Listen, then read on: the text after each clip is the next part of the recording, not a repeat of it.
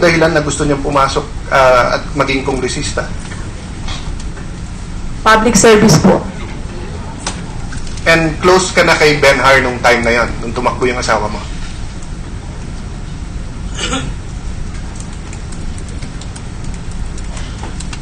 Hindi close kasi kamag-anak nga ho, di ba? Kamag-anak ng nanay ko yung tatay niya. Oh, but marami ka namang kamag-anak na ka-close. May kamag-anak Hindi na ho, hindi kami ka-close. close masyado. Ni Benhar? Opo. Ba't siya nag-donate ng 200,000 pesos on Hindi the ko, record? paano makaka-donate? I don't know. Kung, Pero hindi ba 2002 pa lang assistant mo na siya?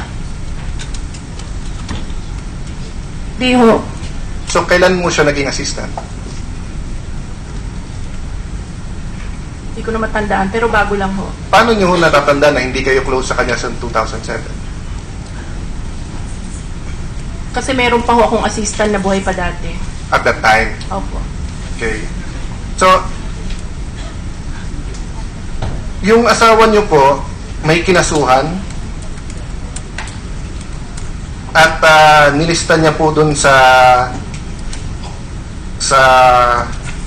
kaso na ang kanyang residence ay isang bahay sa Forbes Park. Nabalitaan niyo na siguro ho ito?